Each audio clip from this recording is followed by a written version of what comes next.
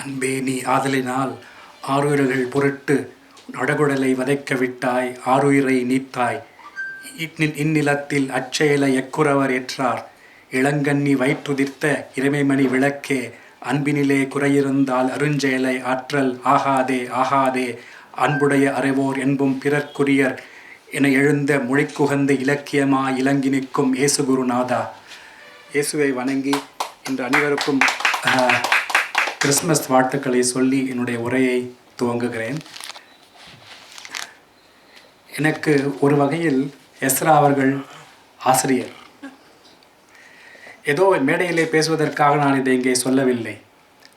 எப்பொழுதும் ஆசிரியர்களுக்கு மாணவர்களை பேச வைத்து பார்ப்பதில் ஒரு தனி மகிழ்ச்சி இருக்கிறது. அப்படித்தான் நானும் இங்கு உங்கள் முன் நின்று கொண்டிருக்கிறேன். எஸ்ரா அவர்களை ஏன் நான் ஆசிரியர் என்று குறிப்பிடுகிறேன் என்பதற்கு தகுந்த காரணங்களை நான் விளக்க போகிறேன். இப்பொழுது நான் சென்னையில் இருக்கிற கோட்டே மையத்திலே ஜெர்மன் மொழி ஆசிரியராக பணியாற்றி வருகின்றேன். இந்த மையம் உலகத்தில் 95 நாடுகளிலே செயல்பட்டு வருகின்றது. சென்னையிலே கிட்டத்தட்ட 60 ஆண்டுகளுக்கு மேலாக இந்த நிறுவனம் இருந்து வருகிறது. இந்த எஸ்ரா அவர்களுக்கு எங்கள் மையத்தோடு நெருங்கிய தொடர்பு இருக்கிறது. பல முறைகள் அங்கே இருக்கிற நூலகத்திற்கு வருவார், செய்வார்.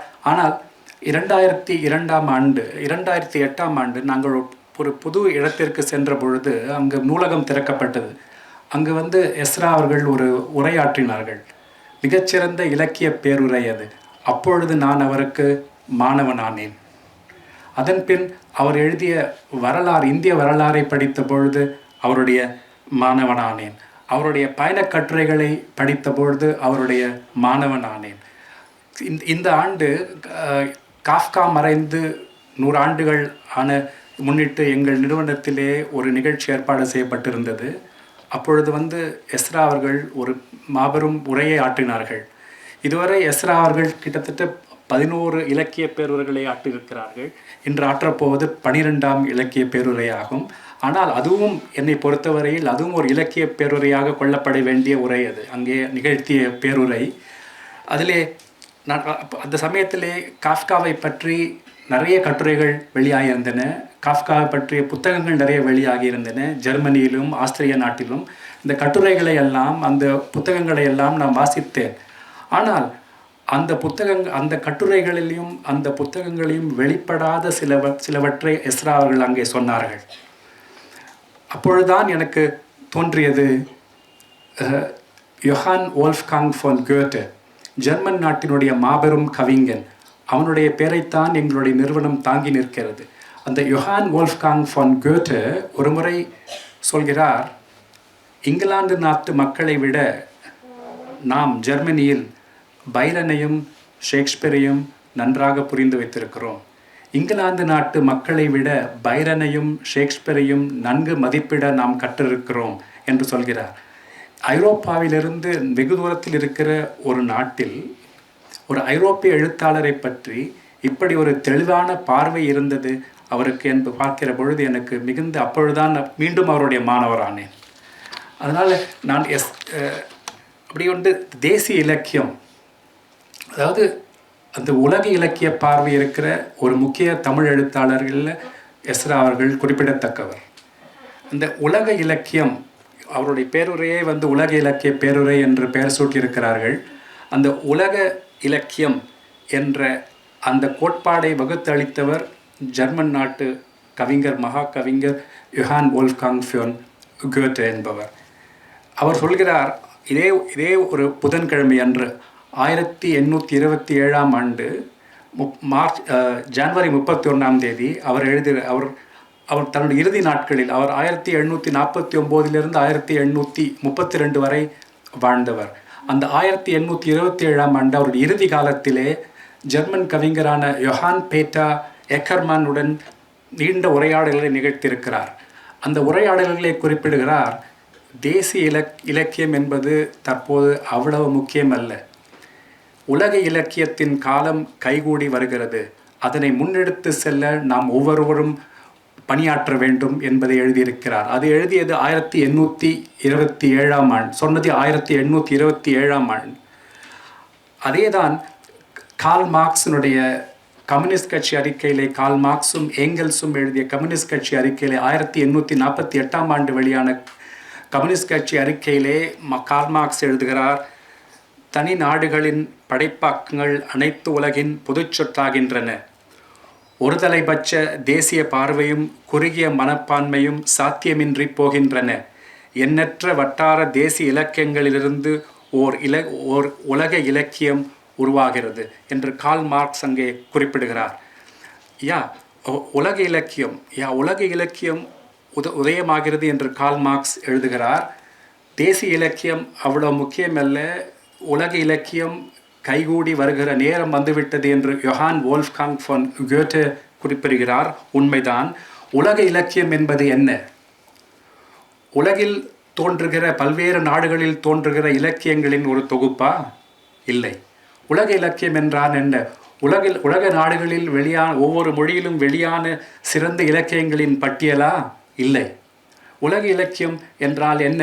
அதற்கும் யோஹான் வோல்ஃப்காங் ஃபான் கோெட்டே ஒரு விளக்கம் அளிக்கிறார். உலக இலக்கியம் என்றால் உலகெங்கும் தோன்றிய இலக்கியங்களினிடையே இருக்கிற உறவை தெரிந்து கொள்வது. உலக இலக்கியம் என்றால் ஒரு அந்நிய இலக்கியத்தோடு, ஒரு அயலக இலக்கியத்தோடு நாம் எப்படி உறவாடுவது என்பதை நாம் கற்றுக்கொள்வதாகும் என்பதுதான் உலக இலக்கியமாகும். அந்த வகையில் உலக இலக்கியங்களோடு பல்வேறு நாடுகளில் எழுகிற இலக்கியத்தோடு நமக்கு ஏற்படுகிற தொடர்பை தெரிந்து கொள்வதற்கும் அந்த இலக்கியங்களோடு நாம் உறவாடுவதற்கும் கற்றுக்கொள்ள நமக்கு சில உதவிகள் தேவைப்படுகின்றன. அந்த வகையிலே தமிழகத்தை பொறுத்த வரையில் உலக இலக்கியத்தை நமக்கு நன்கு அறிமுகப்படுத்தியவர், அந்த உலக இலக்கியத்தோடு நம்மை உறவாட செய்திருப்பவர் திரு எஸ். ராமகிருஷ்ணன் என்பது மிகையல்ல. அப்படி அந்த உலக இலக்கியத்தை நமக்கு அறிமுகப்படுத்தியிருக்கிற ராமகிருஷ்ணன் அவர்களுடைய 4 நூல்கள் இன்று வெளியாகின்றன. அந்த கவளம் என்ற ஒரு நூலை பற்றி நான் பேச அறிமுக உரை நிகழ்த்த இருக்கிறேன். கவளம் மிக மிக அருமையான சொல். அவருடைய நாவல்கள் எல்லாம் படித்து பாருங்கள், அவருடைய சிறுகதைகள் எல்லாம் படித்து பாருங்கள். அருமையான பேர் தானாகவே அமைந்து விடுகிறது அவருடைய கதைகளுக்கெல்லாம். அந்த கவளம் என்ற தொகுப்பிலே 11 சிறுகதைகள் இருக்கின்றன, 17 குறுங்கதைகள் இருக்கின்றன. கவளம் என்று தொன்று தொட்டு தமிழ் சமுதாயத்திலே இருக்கிற ஒரு சொல், கவளம் என்கிற சொல். கவளம் சிறு குழந்தைகளுக்கு நீங்கள் உணவூட்டும் போது அந்த கன்னக்கதுப்பு ஏற்படுகிறது. அந்த கவுள் என்ற கன்னக்கதப்பு அளவு கொண்ட உணவு, அதுதான் கவளம் என்கிறது. கவளம் என்பதற்கு இன்னொரு பொருளையும் சொல்கிறார்கள். யானை ஒருமுறை வாயிலிட்டு உண்ணும் உணவு கவளம் என்கிறது. கவளம் என்பது சங்ககாலம் தொட்டு இன்று வரையிலே நம் வழக்கத்தில் இருக்கிற ஒரு சொல். அகநானூரிலே 157வது பாடலிலே காண யானை கவளை கொள்ளும் என்கிற ஒரு வரி வருகிறது. அதே போல புறநானூற்றிலே 1084வது பாடலிலே காய்நெல் அறுத்து கவளங்கொலினே மாநிறை வெல்லும் பன்னாட்காகும் என்கிற வரி புறநானூற்றிலே வருகிறது. அது மட்டுமல்லாமல் பின்வந்த பக்தி இலக்கியமான நாலார திவ்ய பிரபந்தத்திலே 1749வது பாசுரத்தில், 1875வது பாசுரத்தில், 1318வது பாசுரத்திலே இந்த கவளம் என்ற சொல் வருகிறது. அந்த 1008ஆம் பத்திலே திருமங்கை ஆழ்வார் கவள யானை என்ற தலைப்பிட்டு 10 பாடல்களை எழுதியிருக்கிறார். அந்த கவளம் என்கிற சொல் தொன்று தொட்டு தமிழ் சமூகத்தில் நிறைவு வருகிற ஒரு சொல். அது மட்டுமல்லாமல் தற்போது நாட்டார் பழக்க வழக்கங்களிலும் இந்த கவளம் என்ற சொல் புழக்கத்திலே இன்று வரை இருந்து வருகிறது. கோவை மாநகரத்திற்கு அருகில் கோவையிலிருந்து உதகை மண்டலம் செல்லும் வழியில் மேட்டுப்பாளையத்திற்கு முன்னால் சென்றால் அங்கே காரமடை என்கிற ஒரு ஊர் இருக்கிறது. அந்த காரமடையிலே ஒரு மிகவும் தொன்மையான ஒரு அரங்கநாதர் கோயில் ஒன்று இருக்கிறது. அந்த அரங்கநாதர் கோயிலே மாசி மாதம் தேரோட்டம் நடைபெறும். அந்த தேரோட்டத்தின் போது மக்கள் தீப்பந்தம் ஏந்தி கால்நடையாக அந்த கோயிலுக்கு செல்வது வழக்கம். நேர்த்தி கடன் தீர்ப்பதற்காக அந்த கோயில் செல்வதற்கு வழக்கம். அப்படி அந்த நேர்த்தி கடன் செய்வதற்காக அந்த தீப்பந்தத்தை ஏந்தி போவதை அவர்கள் பந்த சேவை என்று குறிப்பிடுகிறார்கள். அந்த பந்த சேவை செல்லும் பொழுது ஒரு சில வீட்டின் முன் மக்கள் வெல்லத்தையும் வாழைப்பழத்தையும் பிசைந்து அவர்களுக்கு வாயிலே ஊட்டி விடுவார்கள். அதனை கவளம் என்று சொல்கிறார்கள். அந்த கோவை மாவட்டத்திலே அது சிறு திரிந்து அது இப்பொழுது கவ்வாடம் என்று வழங்கப்படுகிறது. அந்த கவ்வாடத்தை சிலர் அவர்கள் வாங்கி நடக்கிற பொழுது சிலர் அந்த முந்தானையை பிடித்து நின்று கொண்டிருப்பார்கள். சில பெண்கள் அப்படி போறவர்கள் அவர்களை அதில் உமிழ்ந்தால் அது பிரசாதமாக கண்டப்படுது. அங்கே ஜாதி வேற்றுமை எதுவும் கிடையாது. அப்படி ஒரு நடைமுறை இன்றும் தமிழகத்திலே இருந்து வருகிறது. அதுபோல் தொன்று தொட்டு இன்றும் நிலை வருகிற ஒரு சொல் கவளம் என்ற சொல். அந்த இங்கே இந்த நேர்த்திக்கடன் பற்றி பேசினோம், பிராயச்சித்தம் பற்றி பேசினோம். இந்த கதையிலும் ஒரு வகையான பிராயச்சித்தம் பற்றி தான் இந்த கதையும். அதனால்தான் சொன்னேன், மன்னிப்பு கவளம் என்ற கதை கிறிஸ்து பிறந்த இந்நாளில் வெளிவருவது மிக மிக பொருத்தம் என்று அதனால்தான் முன்னே நான் குறிப்பிட்டேன். கவளம் என்ற கதையை நான் முழுமையாக சொல்ல விரும்பவில்லை. நான் உங்களை ஒருவரையும் அங்கு போய் படிக்க விரும்புகிறேன் அந்த கதையை. இந்த கதையில் வருகிற திருமலை குமரன் என்கிற ஒரு போலீஸ் அதிகாரி, மிகவும் கடுமையானவர். அவரால் தீங்கிழைக்கப்பட்ட ஒரு குடும்பம். அந்த குடும்பத் தலைவன் இறந்து போகிறான். கோலப்பன் என்கிற அந்த குடும்பத் தலைவன் இறந்து போகிறான். இந்த போலீஸ் அதிகாரி ஓய்வு பெற்று நோயுற்று படுக்கையிலே கிடக்கிறார். அந்த கோலப்பன் வீட்டில் சென்று உணவு அருந்தினால் அந்த நோய் தீர்ந்துவிடும் என்ற நம்பிக்கை அவருக்கு. அந்த அவருடைய பெண்ணை அனுப்பி தூது விடுகிறார், வந்து சாப்பிடலாமா. 16 முறை சென்று 16 வாரங்கள் போய் வருகிறாள். 16வது முறை அவர்கள் ஒப்புக்கொள்கிறார்கள். அது அருமையான ஒவ்வொரு வரியும் அருமையான ஒரு முறையாக அவர் எழுதியிருக்கிறார்கள். நான் எல்லாமே ஐயா ராமகிருஷ்ணன் அவர்களுக்கு எல்லாமே தானாக அமைந்து விடுகிறது. கதையினுடைய பெயர், அந்த கதையினுடைய கதை மாந்தர்கள். அந்த கதை மாந்தர்களை பார்க்கிற பொழுது அந்த திருமலை குமரன் ஓங்கு தாங்கான தோற்றமுடையவர், மலை. அவருடைய மகள், தந்தை எப்படிப்பட்ட கொடுமைக்காரனாக இருந்தாலும் அவருடைய வாழ்ந்து வருகிறாள். ஏனென்றால் தந்தையும் அவளையும் ஒரு அரூபமான ஒரு சரடு ஒன்று பிழைத்து கொண்டிருக்கிறது என்று நம்புகிறாள். அவள் பெயர் சாந்தா. அந்த அந்த இறுதியாக உணவு படைக்கிற கோலப்பனுடைய மனைவி பெயர் அமுதா. அமுது படைப்பவள் அமுதா. அவன் கோலப்பனை அவனுடைய ஈஸ்வரை போல கோலப்பனும் இருக்கிறான் என்பதற்காக தான் திருமலைக்குமரன் அவர் மேல் கோபம் கொள்கிறார். ஈஸ்வரனுடைய மகன் கோலப்பன், ஈஸ்வரை போல இருப்பவன் கோலப்பன். அதுபோல அந்த அந்த வீட்டிற்கு தூது செல்பவன் கிட்டு. இதுபோல் எல்லாம் தானாக அமைந்து விடுகிறது. லைக் ஆங்கிலத்தில் எவ்ரிதிங் ஃபால்ஸ் இன்டு பிளேஸ் சொல்கிறது மாதிரி எழுதும்போது தானாக அவருக்கு அது அமைந்து விடுகிறது. ஒரு மிக மிக சிறப்பான ஒன்று. இதுபோல் இந்த 11 சிறுகதைகளில் இந்த கவளம் என்கிற அந்த 4வது சிறுகதையை அந்த நூலுக்கு பெயராக அவர் வைத்திருக்கிறார்கள். இந்த கவளம் என்ற நூலை ஏன் படிக்க வேண்டும்? அடுத்த கேள்வி. ஒருத்தர் வாங்கும்போது ஏன் இந்த நூலை நான் படிக்க வேண்டும்? அதற்கு நான் பல காரணங்கள் இங்கே எடுத்து சொல்ல முடியும். ஒரு சிலவற்றை மட்டும் நான் இங்கே சொல்லி முடிக்கலான்னு நினைக்கிறேன். ஒன்று இந்த தொகுப்பிலே வரக்கூடிய சொற்சித்திரங்கள். அடுத்ததாக 30 ஆண்டுகளுக்கு மேல் சிறுகதை எழுதி வருகிற எஸ்ரா அவர்கள் சிறுகதை வடிவத்தை பற்றி தான் கண்டுணர்ந்த உண்மையை இந்த தொகுப்பிலே சொல்கிறார். அதற்காக இதை படிக்க வேண்டும். இந்த கதையிலே வருகிற நிறைய நுண்மொழிகளை அறிந்து கொள்வதற்காக நாம் இதை படிக்க வேண்டும். இதை நான் ஒரு சில எடுத்துக்காட்டுகளை மட்டும் நான் இங்கே சொல்ல விரும்புகிறேன். இது வருகிற சொற்சித்திரங்களை பற்றி ஒரு எடுத்துக்காட்டை நான் இங்கே சொல்ல விரும்புகிறேன். தந்தை எவ்வளவு கொடியவனாக இருந்தாலும் மகள் அவளை விட்டு பிரியாமல் ஒரு இணைப்பு இருப்பது என்று நம்பி தந்தையுடனே காலத்தை செலுத்துகிறார். அது தந்தை அந்த பெண்ணையும் அந்த பெண்ணுடைய அண்ணனையும் அந்த வீட்டுக்கு சென்று சாப்பிட வரலாமா என்று கேட்டு வருகிறார். ஆனால் அந்த அண்ணன் அதற்கு ஒப்புக்கொள்ளவில்லை. ஆனால் அந்த பெண் நினைக்கிறாள், அந்த சாந்தா நினைக்கிறாள், அம்மா ஒருவேளை இருந்தால் போயிருப்பாளோ அப்படின்னு நினைக்கிறா. அதை பற்றி எழுதுகிறாங்க. சாந்தா அம்மாவை நினைத்து கொண்டாள். மோசமான மனிதர்களையும் நேசிப்பதற்கு சிலர் இருக்கிறார்கள் தானே. இடிந்த சுவருக்குள் முளைத்துள்ள செடிகளை கண்டிருக்கிறீர்களா? கற்களால் செடிக்கு என்ன பயன்? ஆனால் ஆசையாக அதை தழுவிக்கொண்டிருக்கிறது. என்ன ஒரு சொற்சித்திரம்! எப்படி வடிக்கிறார்! நம்ம கூட போகிறோம், ஒரு இடிந்த கட்டிடத்தை பார்க்குறோம், பார்த்துட்டு திரும்பி வரோம். ஆனால் கற்களால் செடிக்கு என்ன பயன்? ஆனால் ஆசையாக அதை தழுவிக்கொண்டிருக்கிறது என்று எழுதுகிறார். இதுபோல் இது ஒரே ஒரு எடுத்துக்காட்டு தான். அதே போல் பல இடங்களில் ஆங்கிலத்திலே அஃபாரிசம்ஸ் என்று சொல்வார்கள். அதுபோல் அந்த நுண்மொழிகள் இயல்பாக அந்த கதையினுடைய வருகின்றன. ஒரு இடத்துல எழுதுகிறார், பணத்திற்கு குரல் இல்லாமல் இருக்கலாம், அது நம் குரலை மாற்றிவிடுகிறது என்று எழுதுகிறார். இன்னொரு இடத்தில் எழுதுகிறார்,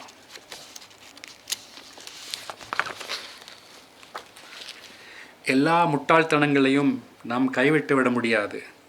சில முட்டாள்தனங்கள் தேவைப்படுகின்றன, சந்தோஷம் தருகின்றன.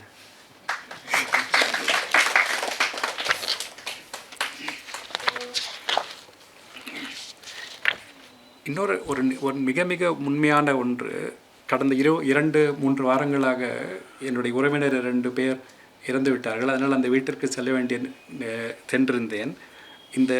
அங்கே சென்ற பொழுது ஐயா அவர்கள் எழுதியது தான் எனக்கு நினைவுக்கு வந்தது. எழுதுகிறார், சாவின் முன்னிலையில் எப்படி நடந்து கொள்வது என்று மனிதர்கள் இதுவரை பழகவே இல்லை. இறந்தவரால் கோபித்துக் கொள்ள முடியாது என்பதால் எவ்வளவு அபத்தங்களை அவரை சுற்றி நடக்கின்றன.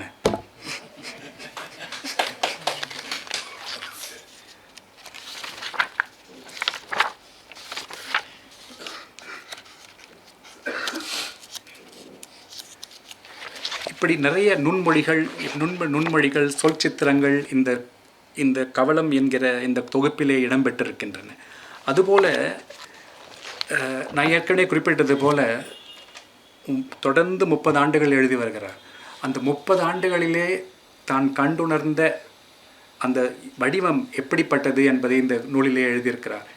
நான் ஒருமுறை காஃப்காவை பற்றி பேசும்பொழுது ஒருத்தர் கேட்டார், நான் காஃப்கா படித்தேங்க, தலையும் புரியல காலும் புரியல அப்படின்னு நான் சொன்னேன், காஃப்கா தலையும் இல்லைங்க காலும் இல்லைங்க அப்படின்னு. காஃப்காவோட எழுத்துல அது எங்கேருந்து துவங்குது என்பது தெரிய முடியாது. அது காஃப்காவை முடிவு பண்ணுறது தானாக வரக்கூடியது. அந்த மாதிரி சிறுகதையினுடைய சாராம்சம், முக்கியத்துவம் கதையின் நடுப்பகுதியில் இருக்கிறது என்பதை இங்கே நிறுவியிருக்கிறார்கள். அது நம்ம படிக்கும் பொழுது நல்லாவே புரியும் அது நம்மளுக்கு. இன்னொன்று என்னென்னா, இன்னொரு 3 கருத்துக்கள் இந்த புத்தகத்தை பற்றி, இந்த சிறுகதை தொகுப்பு பற்றி பேசலான் இருக்கேன். ஒன்று இந்த கதையில் இடம்பெற்றிருக்கிற 7வது கதை, இந்த தொகுப்பில் இடம்பெற்றிருக்கிற 7வது கதை சிறகுள்ள புலி என்கிற கதை. அது ஆங்கிலேயர் காலகட்டத்தில் நடந்த ஒரு கதையை மையமாச்சு எழுதியிருக்காரு. அந்த கிளெமென் டெலாஹி என்கிற ஒரு பள்ளி முதல்வரை அடிப்படையாக வைத்து எழுதப்பட்ட கதை. இதில் என்னென்னா, இப்போ நிறையா பேசுகிறாங்க, கல்ச்சுரல் அப்ராப்ரியேஷன் என்கிற ஒரு கோட்பாட்டை இப்போது மேலை நாடுகளிலும் சரி நம்ம நாடுகளையும் முன்வைத்து பேசி கொண்டிருக்கிறார்கள். ஆங்கிலேயர் நம்ம இங்கே வந்த பொழுது நம்மளுடைய செல்வங்களையும் சுரண்டி விட்டு போக மட்டும் இல்லாமல் நம் கலை செல்வங்களையும் அவர்கள் ஆக்கிரமிக்க நினைத்தார்கள். அதனுடைய வெளிப்பாடு தான் இந்த கதை சிறகுள்ள புலி. இங்கே சிறகுள்ள புலியிலே புலிவேஷம் போடுவதை மையமாக எழுதப்பட்ட ஒரு கதை. ஒரு கல்ச்சுரல் அப்ராப்ரியேஷன் என்பது ஒரு சில பண்பாட்டு கூறுகளை அதனுடைய உள்ளார்ந்த அர்த்தத்தை புரியாமலேயே தமதாக்கி கொள்ள நினைப்பதாகும் கல்ச்சுரல் அப்ராப்ரியேஷன் என்பதால். அந்த கல்ச்சுரல் அப்ராப்ரியேஷன் ஆங்கில காலத்தில் எப்படி நடந்தது? ஒரு ஆங்கிலேயர் புலிவேஷம் போட்டு நினைத்தது, அதனுடைய உள்ளார்ந்த அர்த்தம் புரியாமலேயே அது புலிவேஷம் போட நடந்தது, என்ன ஆனது? அதை பற்றியான அருமையான கதை இந்த சிறகுள்ள புலி என்பதாகும். அதே போல் ஃப்ரான்ஸ் காஃப்காயை பற்றி உங்களுக்கு நிறைய பேருக்கு தெரிஞ்சிருக்கும். ஃப்ரான்ஸ் காஃப்காவோட உருமாற்றம் என்கிற கதை, மெட்டமார்ஃபசிஸ் என்ற ஆங்கிலத்திலே வந்தது. ஜெர்மன் மொழியிலே அதை ஃபெர்வான்லுங் என்று குறிப்பிடுவார்கள். அந்த மற்றொருவன் என்ற கதை கஃப்காவை பொறுத்த வரைக்கும் என்னன்னா, இப்போ வந்து இந்த உருமாற்றம் பெறுவது, நீங்கள் வந்து தொடர்ந்து இதிகாசங்களிலே, புராணங்களிலே, தேவதை கதைகளிலே நாம் கண்டுணர்ந்த ஒரு காட்சி தான் அந்த உருமாற்றம் பெறுவது. ஓவித் காலத்திலிருந்தே, ரோமானிய கவிஞன் ஓவித் காலத்திலிருந்தே தேவதை கதைகள் வரைக்கும் அந்த உருமாற்றம் வந்து நிறைய இதில் நான் பார்த்துட்ருக்கோம். அதாவது ஒரு அரசனோ ஒரு தவளையாக மாறுவது, மீண்டும் ஒரு சிலருடைய கருணையால், அன்பால் மீண்டும் மனிதனாக மாறுவது என்பதுதான் இந்த மாற்றம். இது தொடர்ந்து இலக்கியத்திலும் இதிகாசத்திலும் நாம் பார்த்து வருவது ஒன்று.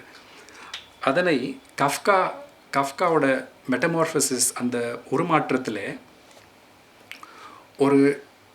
ஒரு நிறுவனத்திலே சேல்ஸ்மேனாக பணியாற்றக்கூடியவர் ஒரு பூச்சியாக மாறிவிடுகிறார். அதன் அடிப்படையில் எழுதப்பட்ட மற்றொருவன் என்ற கதை அவருடன் பணியாற்றுகிற ஒருவருடைய நோக்கிலிருந்து எப்படி அது நிகழ்கிறது என்பதை எழுதியிருக்கிறார் இந்த மற்றொருவன் என்ற கதையிலே. அந்த உருமாற்றம் என்றதை பொறுத்த வரையிலே இப்போ இதிகாசங்களிலே பார்த்திங்கன்னா, அந்த ஒருத்தர் தவளையாக மாறுறாரு, பின்பு பிறரோட கருணையாலும் அன்பாலும் மீண்டும் தவளையாக இருந்தவர் மீண்டும் மனிதனாக ஆகிவிடுறார். ஆனால் இந்த கஃப்காவோட உருமாற்றம் பொறுத்தவரை அந்த கரப்பான் பூச்சியாக மாறியவர் அந்த அன்பிற்காக, கருணைக்காக, அந்த குடும்பத்தாரனுடைய அன்புக்காக, கருணைக்காக இயங்குகிறார். கிடைக்கவில்லை, பூச்சியாகவே மாண்டு விடுகிறார். அதுதான் இந்த கஃப்காவுடைய உருமாற்றத்திற்கும் இதிகாசங்களில் நாம் காணுகிற உருமாற்றத்திற்கும் உள்ள ஒரு வேறுபாடு.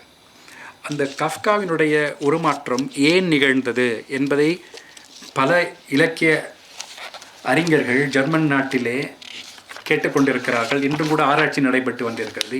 ஏன் இந்த உருமாற்றம் ஏற்பட்டது என்பதை அதில் மிக மிக சுருக்கமாகவும் அழகாகவும் இதிலே குறிப்பிடுகிறார் எஸ்ரா அவர்கள்.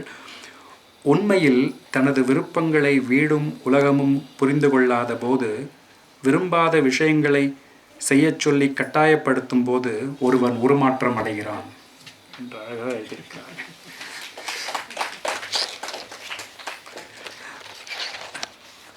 அதுபோல் இந்த 11 சிறுகதைகளிலையும் ஒரு முக்கியமான அம்சம் என்னவென்றால், எல்லா கதைகளிலையும் இழையோடும் உணவை பற்றிய பார்வை மிக மிக அருமையாக.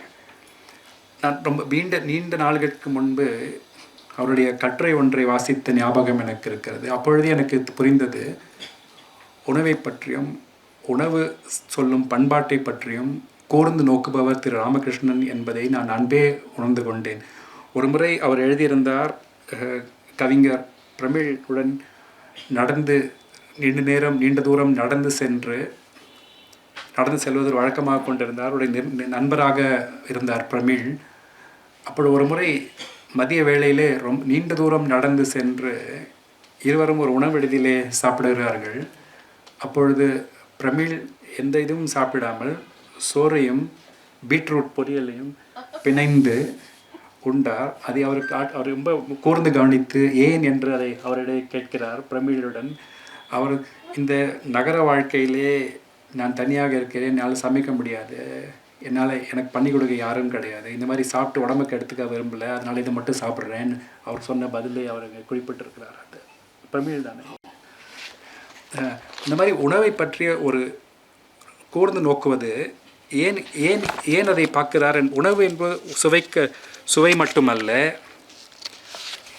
விதவிதமான உணவு வகைகளை உண்வது மட்டுமல்ல, உணவை அவர் எழுதுகிறார், ஒருவர் சாப்பிடும் உணவை வைத்து அவரது குணத்தை தெரிந்துவிட முடியும் என்று எழுதுகிறார். அதே போலத்தான் அதே பார்வை இந்த கவளம் என்ற கட்டுரையிலும் வருகிறது. அந்த போலீஸ்காரர் எப்படி உணவு உண்கிறார், அதை வைத்து அவருடைய அதிசயங்களை மதிப்பிட முடியும், அந்த அளவில் எழுதியிருக்கிறார். அதே போல இன்னொரு கதையில், தந்தையின் வருகை என்ற கதையில்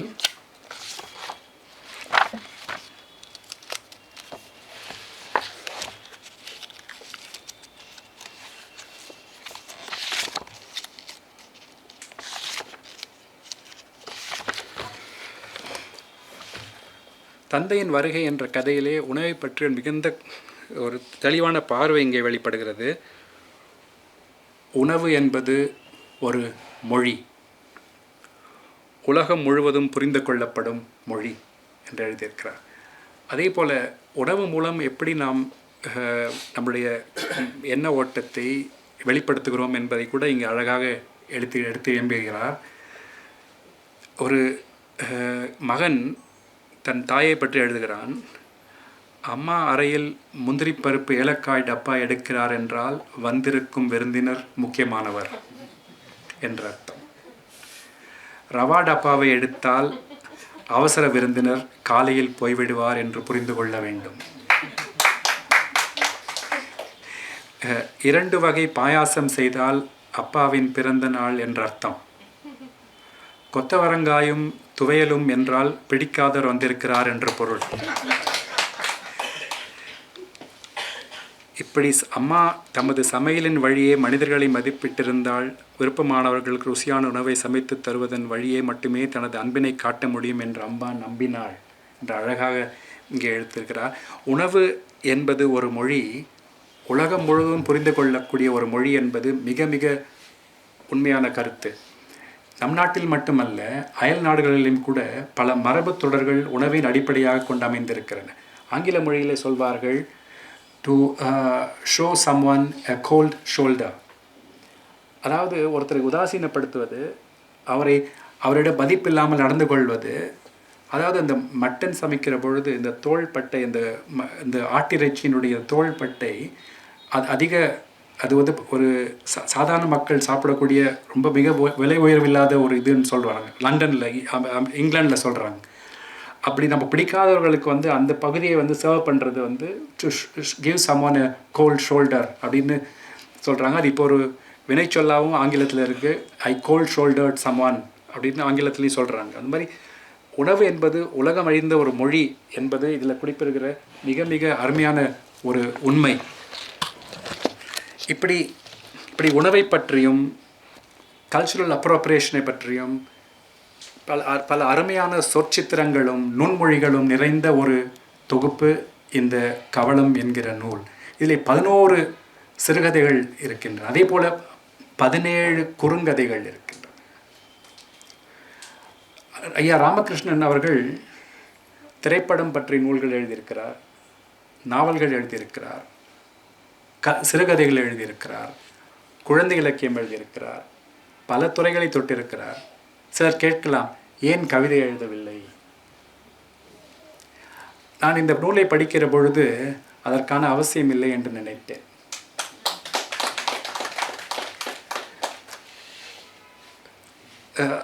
பிரெஞ்சு நாட்டு கவிஞன் ஷால்பியர் போதலேர் சொல்வான், எப்பொழுதும் கவிஞனாயிரு, உரைநடை எழுதும் போதும் கூட.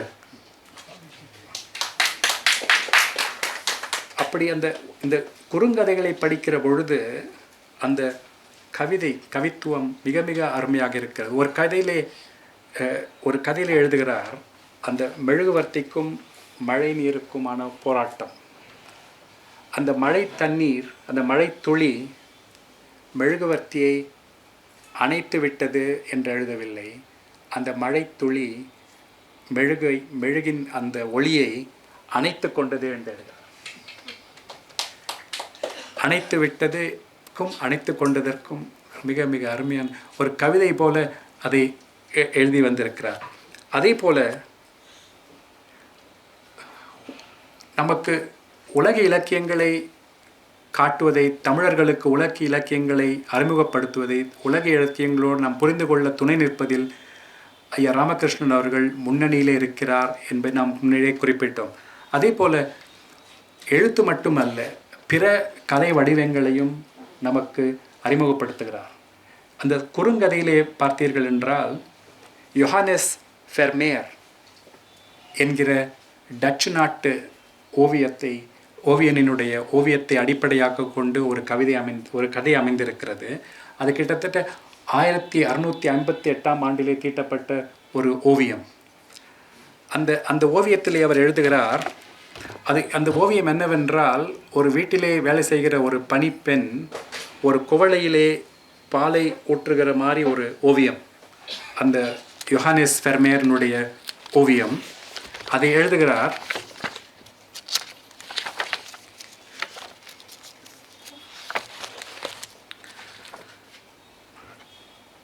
பால்காரியின் கையிலிருந்த குவளையிலிருந்த பால் வடிகிறது. நூற்றாண்டுகளை கடந்தும் தீராத பால் அது. உலகின் கடைசி மனிதனிடம் அன்பு இருக்கும் வரை இந்த பால் வடிவது நிற்காது. அதாவது ஒரு ஓவியத்தை எப்படி பார்க்க வேண்டும் என்பதை நம்மளுக்கு இங்கே கற்றுக் கொடுக்கிறார்கள். அது எப்படி பார்க்க வேண்டும் இங்கே சொல்கிறார்கள். அவள் மௌனமாக இருப்பதாக நினைக்கிறோம். அந்த பணிப்பெண் மௌனமாக இருப்பதாக நாம் நினைக்கிறோம். இல்லை, அவள் மெல்லிய குரலில் முணுமுணுத்து கொண்டிருக்கிறாள். அந்த குரலை கேட்க வேண்டும் என்றால் உங்கள் மனதில் ஓசை இருக்கக்கூடாது.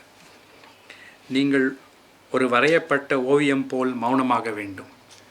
ஓவியத்தை காணும் பொழுது நாம் வரையப்பட்ட ஓவியமாக மாற வேண்டும். அப்பொழுதுதான் ஓவியத்தை ரசிக்க முடியும்.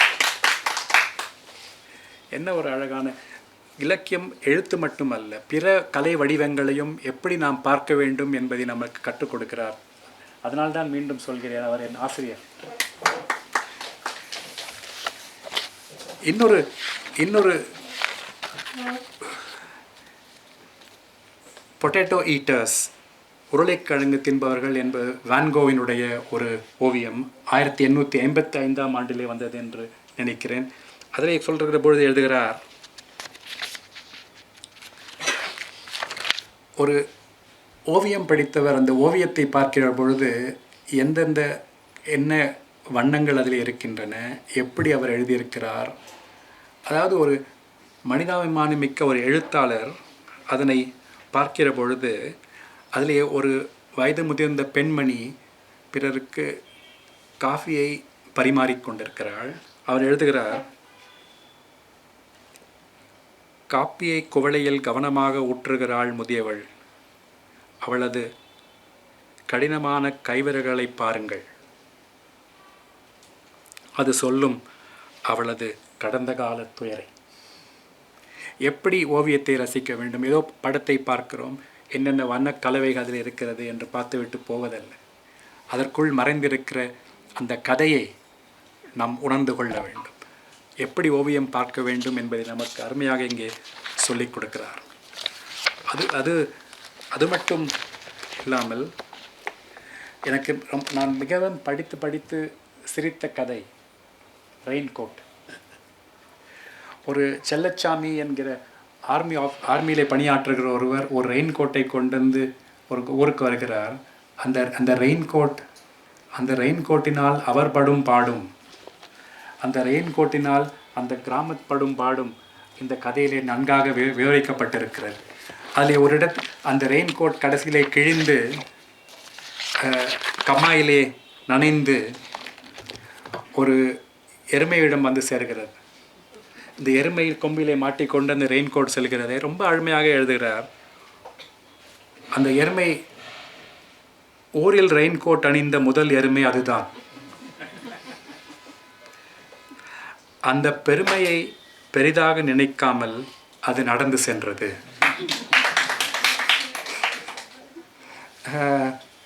இது படிக்கும்போது இப்போ தமிழ்நாட்டில் இருக்கிற தொடர் எரும மாட்டில் மழை பெஞ்ச மாதிரின்னு சொல்கிறாங்க. அதே இப்போ புதுசாக பார்க்கணுன்னு நினைக்கிறேன் நான். இப்படி பல்வேறு பேசிகிட்டே இருக்கலாம். அதை பற்றி இந்த 17 கதைகளை பற்றி பேசிக்கொண்டே இருக்கலாம். இன்னும் ஒரே ஒரு இது மட்டும் சொல்லி முடிக்கலான்னு நினைக்கிறேன். இந்த ஒரு கதை, அருமையான கதை வந்து இந்த கற்பனை தீவுகள். அதாவது ஒரு கருத்தை சொல்லாமல் சொல்லிவிட்டு போவது, அது வாசகரை வந்து அவங்கள வந்து பார்க்க வைப்பது, அவங்களை புரிந்து கொள்ள வைப்பது ரொம்ப மிக அருமையான ஒரு உத்தியை கையாளுகிறார். இங்கே வந்து கற்பனை தீவுகள்னு ஒரு கதை, 26வது கதை இந்த தொகுப்பில். அதில் வந்து ஒருத்தருக்கு ஒரு பெக்யூலியர் ஹேபிட் இருக்குது. என்னென்ன தீவுகளை வந்து சதிக்கிறோம் அதெல்லாம் ஒரு நோட்டில் போட்டு எழுதி வச்சுப்பார். அப்படி அதை பற்றி பேசுகிற பொழுது ஏதோ அந்த தீவை மட்டும் நோட் பண்ணி வைக்கிறார், அதை பற்றி மட்டும் எழுதலை. அவருடைய அக்கறை எப்படி இருக்குன்னு பாருங்கள். அவருடைய மக்களை பற்றி சிந்திக்கிற அவருடைய மனப்பான்மை எப்படி இருக்குன்னு பாருங்கள். அதில் எழுதுகிறார், உண்மையில் சிறிய தீவுகளின் வரலாறு துயரமானது, இரத்தக்கரை படிந்தது. தீவின் மழையும் காற்றும் ரகசியங்களையும் தொல்நிலைவுகளையும் எழுப்பக்கூடியன என்றது. ஏதோ ஒருத்தர் வந்து தீவுகளோட லிஸ்ட் எடுக்கிறாருன்னு போகாமல் அது என்ன எழுதுகிறாருன்னா, உண்மையில் சிறிய தீவுகளின் வரலாறு துயரமானது. நமக்கு தெரியும் என்னன்னு, இரத்தக்கரை படிந்தது. அதாவது சமீப காலத்துலேயும் சரி, அது தமிழ் சமுதாயம் வந்து எப்படி வந்து உலகை பற்றி நினைத்தது என்பதற்கு ஒரு எடுத்துக்காட்டு. அன்று பாரதி ஃபிஜி தீவை பற்றி பேசினான். இன்றைக்கி நான் ராமகிருஷ்ணன் ஐயா வந்து உலகத்தில் பல தீவுகளில் நடக்கிற இதை பற்றி பேசுகிறாங்க. இப்படி இந்த 11 சிறுகதைகள், 17 குறுங்கதைகள் அடங்கிய இந்த கவளம் என்கிறது நமக்கு கிடைத்திருக்கிற மிகப்பெரிய கிறிஸ்மஸ் பரிசு.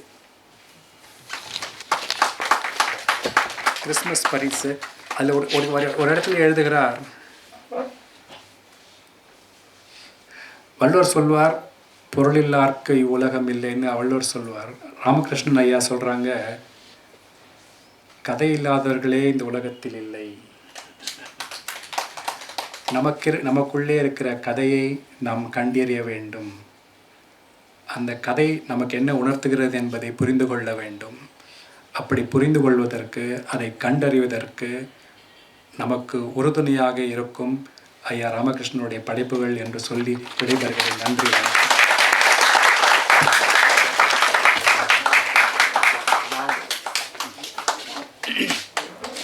ஐயா பேசுகிறப்போ வந்து எஸ்ரா ஐயா வந்து எனக்கு வந்து ஆசிரியர் அப்படின்னு சொன்னார்.